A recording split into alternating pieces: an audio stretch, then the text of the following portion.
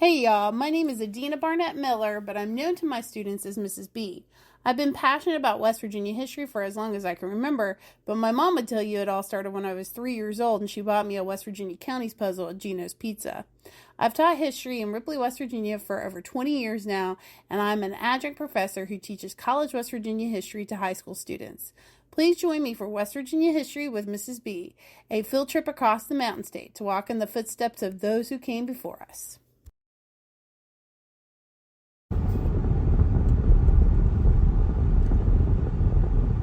We are driving into Matewan.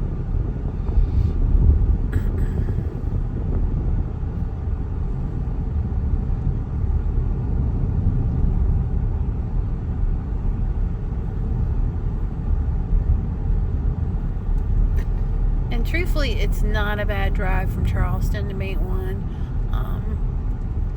Quarter G is awesome, and there's only one mountain that's kind of between here and there, but Mingo Central High School is at the top of it, so the road is really nice and it's pretty straight for going, basically up a mountainside, would you say? Mm-hmm. There's just hairpin turns, one on the way up and one on the way back, and you just have to know that they're there, and if you do and you take your time, it's not bad at all. So here's some of the more residential neighborhood areas of Matewan.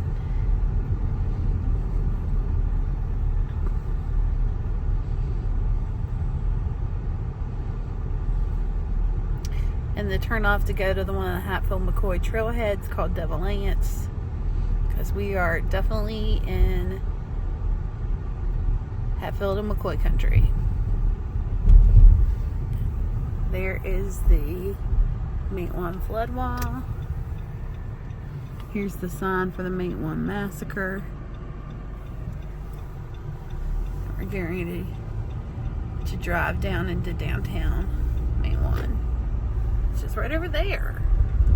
It's small, but just brimming with history.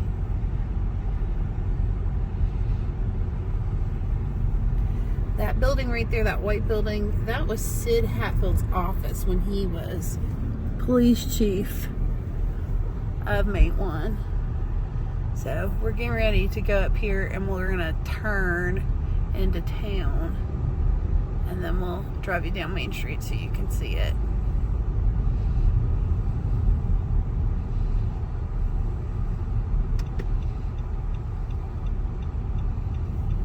So that is the famous Matewan train depot. We're gonna talk about that a little bit more here shortly, but this is where everybody got on and off of the train to come into Matewan. And if you take that bridge, it goes right there's Kentucky. We can see Kentucky. So we're gonna drive into downtown Matewan and see we've got lots of tourist places for folks that are riding the Hatfield-McCoy trails.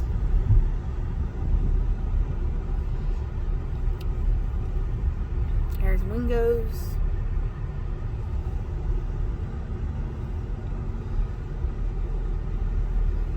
Here's where we're headed later today, the Mom War Museum. It is awesome.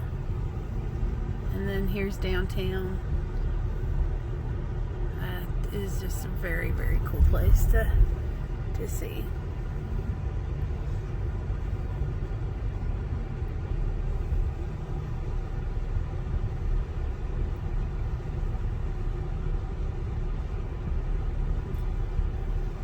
You want to do the loop so we can show them the back end. Here's the UMWA Hall here in Matewan. And then you can see the flood wall. Matewan used to get flooded all the time. The worst flood was in 1972. Army Corps of Engineers came in and said that Matewan was one of the worst places to floods in the United States, and so they built this massive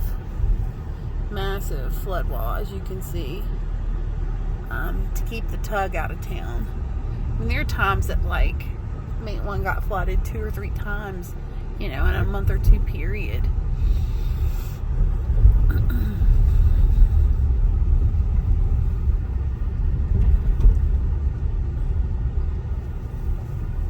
It's not good for businesses to stay open, that's for sure, or to keep residents here. So we'll be back with you later. Hey y'all, it's West Virginia History with Mrs. B. We are coming to you from technically Kentucky, because we're standing on a bridge over the Tug Fork River. But we're here to talk about the extremely important town of Matewan, West Virginia, which is right behind me. You can't see it very well at this moment, and that has to do with the fact that what you're looking at is the flood wall that was built in the 1970s to protect the town of Matewan. This river was notorious for flooding, and so to protect the town and protect the community, the Army Corps of Engineers is going to engineer this massive flood wall. I mean, it's hard to imagine this river all the way down here could get into town, but it was a very, very common occurrence. And so this flood wall now protects the town of Matewan in Mingo County from potentially being flooded by the Tug Fork River. The floods that were happening in the 60s, 50s, 60s, and 70s was, due in large part to the fact that, the trees have been cut off these mountains. There were mountaintop removal sites where the mud was just flowing straight into the river, and so, the economic activities of this county definitely contributed to the significant flooding that was happening here. The Army Corps Engineers said that Matewan was the worst flooding city in all of the United States, and so that's why they built the flood wall. Unfortunately, the town had lost a lot of its population by that point. People had already moved on or moved out, but this wall has protected the community and has allowed, a new economic boom, I think, to happen here when it comes to the Hatfield-McCoy's ATV Trail, which is definitely bringing new life to Matewan, West Virginia. As you all know, with West Virginia History with Mrs. B, one of the important things that we always talk about is context, context, context. And so to understand the context of where we are and the mindset of people in the time periods that we're talking about, it's important to understand what happened. And so this sign talks about divided loyalties, and this sets up a really good understanding of the context of what was Logan County and is now Mingo County when it came to the Civil War. And so this sign says, although it, meaning West Virginia, was created as a Union state during the Civil War, West Virginia did not have a population that was united in its loyalties. Most of the historical data that's out there, if you take all 55 counties that exist today and you look at the numbers, half of the state fought for the Union, half of the state fought for the Confederacy. Southern West Virginia was deeply, staunchly Confederate, and it's not because they owned slaves. It was the ties and connections to the South, historical ties. And so it says, divisions over politics, the issues of slavery, religion, family ties, class, during the Civil War in many places did not diminish after 1865. I've heard stories about people in my community in the 1920s who did not talk to other people, or they crossed the side of the street based on how their family had fought in the Civil War. So these 4 years of the Civil War create a lot of animosity that will continue and perpetuate for decades. I should mention my last name, which is Barnett. There are Barnetts without an E and a Barnetts with E's. That happened because of the Civil War. The side that sided with one side versus the other. One side decided to drop the E, the other side decided to keep the E. I'm in the Union, keep the E side. The Barnetts that dropped the E's in our community had ancestors that fought for the Confederacy. So these antagonisms, these divisions are very, very real, and they still exist. So as the sign continues to say, these continued bitter differences will lead to feuds, political riots, and other acts of violence, which ties into the next sign, which is about the Hatfields and McCoys, which is probably, I would say, the most famous or infamous clan warfare in American history. If people don't know anything about West Virginia, this is what they tend to know. So let's talk about the Hatfields and McCoys. So the Hatfields and McCoys feud has roots extending back years. The roots go all the way back to the Civil War and about Devil Anse and the fact that he knew that the Civil War was over, and so he deserted and came home to his family. And so it got really bad after the 1882 Election Day brawl in Pike County, Kentucky. Again, people went back and forth across the river from Kentucky to West Virginia. That was very, very common. And so in the Election Day brawl, 3 sons of Randolph McCoy and Ellison, who is the brother of Devil Anse, got into a fight. And so Ellison ends up dying from his wounds. And so in response to that, the McCoys are going to be tied to pawpaw bushes right across the river in Kentucky, and they will be killed by the Hatfield family. And so this feud continues for 6 years back and forth across the Tug River. The Hatfields being mostly here in West Virginia, the McCoys being mostly in Kentucky. Randall McCoy ends up with like his house burned down. Both sides have family members murdered. There's going to be lawsuits. The governors of both states try to bring people across the river. Like the governor of Kentucky tried to haul Hatfields over to Kentucky and put them on trial. The governor of West Virginia wanted to haul McCoys across the river to West Virginia and put them on trial. And it just was a bloody, contentious feud. And as it says, it's going to lead to untold deaths on both sides of the river. Hey y'all, we're coming to you from the Matewan train depot. It is a replica built to the exact specific dimensions of the original depot that was built in 1893 for the Norfolk and Western Railroad. Unfortunately, the first train depot fell into disrepair after the train stopped its passenger service in 1969, and so and due to flooding, they ended up tearing the original one down, and now we have the new one. The new one has been painstakingly built. It is used by the Matewan CVB, the Convention and Visitors Bureau, and they also have a museum inside if you're lucky enough to get here when it's open, so you can learn more about Matewan and its history. So let's just go check it out. As this points out, this replica was built in 2002. And so they've got a train scheduled for it.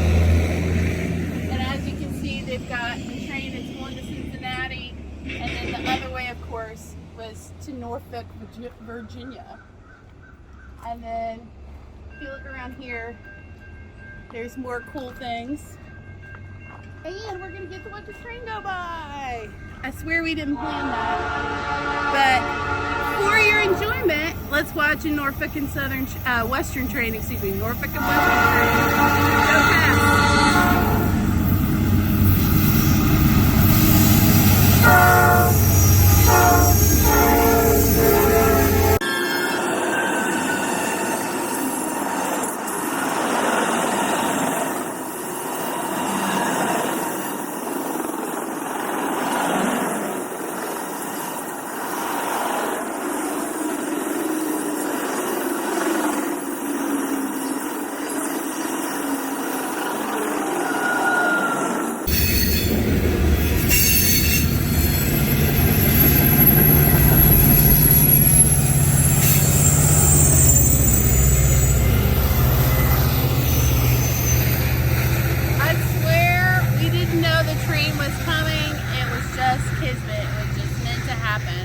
So you might be thinking, why Norfolk, why Cincinnati?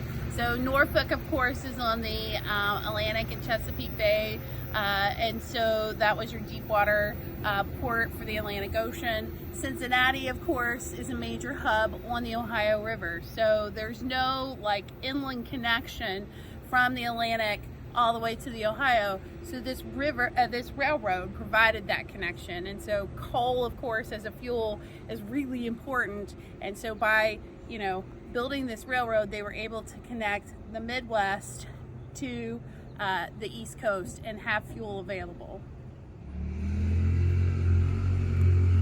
Okay, so we're still at the train depot in Matewan, but I wanted to show you some historic signs so you could get some contextual background for why Matewan was important, why Matewan is still important. So if you look at this sign, it talks about Matewan and the railroad. You probably noticed on the train that went by that it was called Norfolk Southern, but historically it was the Norfolk and Western Railroad, and it came right through Matewan in 1892 as part of their extension project. It provided a direct route from Bluefield, which is in Virginia and in West Virginia, through the coal fields to the Ohio River. So Matewan grew very quickly, and it became incorporated in 1895, and it was a regional center. And so the railroad tracks are the middle of town, and so a lot of the buildings, like it says, have double facades, one on the side of the tracks and one on the side of the main street. And so an important part of Matewan that you need to know, Matewan was never a coal town or a company town. Matewan, from its inception, was an independent town. And so the people here were not directly under the control of coal companies, okay? So Matewan is a free town. It is hauling coal, but it is a free town.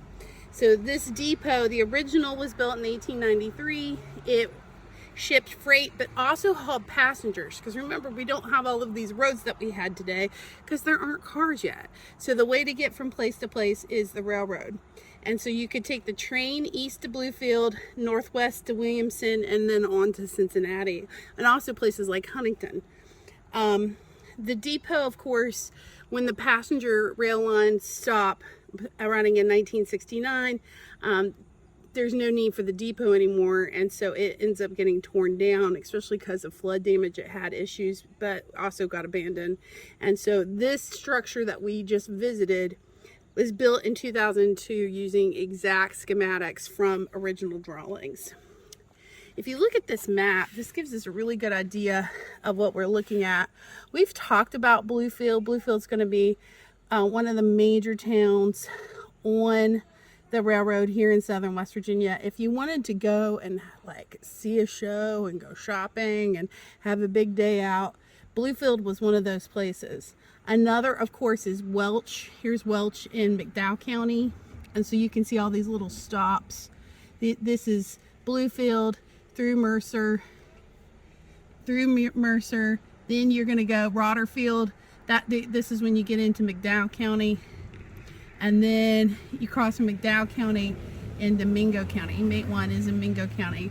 Another big stop, of course, past Matewan is going to be Williamson. Williamson had lots of shopping and activity and things to do as well. Then you've got the spur up here. You also have this spur right here to Logan, which Logan was another big town, as we saw. So, and then this continued on to Cincinnati this way. So here's a map of what Matewan looked like. You can see how it's set up. Here's the river, and basically it's an arc around the river. Matewan got its name. The story is that one of the first people to be here named Matewan. They named Matewan Creek, which dumps into the Tug here at Matewan. This guy named it for his dog. He got his dog his mate, and so that's how the name came about. So the train is still important coming through, still carries goods in and out of this region, but it's not like it used to be, of course. So let's look at this sign here. This talks about Matewan history.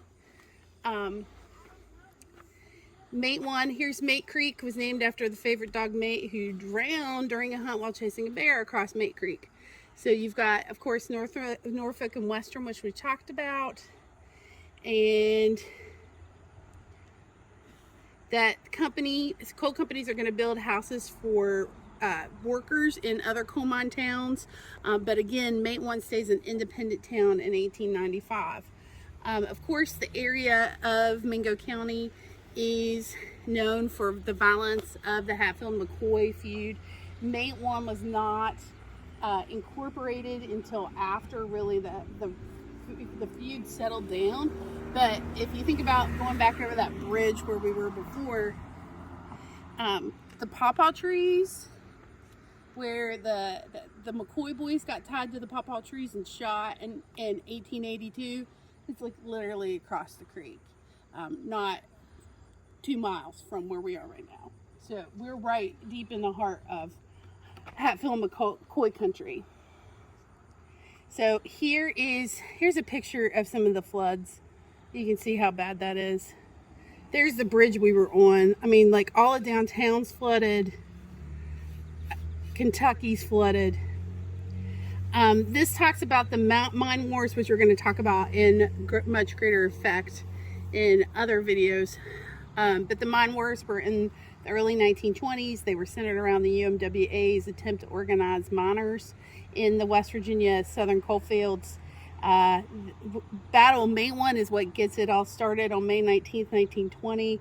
There's going to be the Battle of the Tug on May 12th through the 14th in 1921. And then when Sid Hatfield, who was sheriff of Matewan, was murdered along with his deputy Ed Chambers over in Welch on August 1st, 1921. By the way, on the steps of the McDowell County Courthouse, they were shot down like dogs. And that's going to lead the miners to uprise, and that leads to what's known as the Battle of Blair Mountain. So, if you didn't know, here's a side note, I haven't mentioned this yet. Did you know that the West Virginia State Police, they were established because of the mine wars? So, they're celebrating over 100 years of establishment, but that's the original reason why the state of West Virginia established the state police, was to squash any uprising or any violence of coal miners. So this talks about the governor of West Virginia declaring martial law in Mingo County on several occasions. At one time he did it for 15 months straight. This is from June 1921 to September 22. And that the militia, of course the National Guard, and state police were stretched thin. And that's one of the reasons why these mine companies hired private detectives and thugs, in particular folks like the Baldwin Felt out of Bluefield, to squash any resistance or rebellion by miners. And then this talks about the flooding part that I've talked about a little bit already.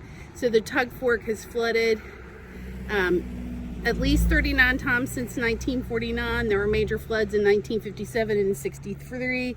And there was a record flood in 77, which led to the destruction of a third of the dwellings here in the town of Matewan. And so they end up building this flood wall. They began on 1985, and then it was completed in 1996. So, very cool place to visit and to see and learn about. Thanks, y'all, for watching. Please like, share, and subscribe to West Virginia History with Mrs. B on both Facebook and YouTube.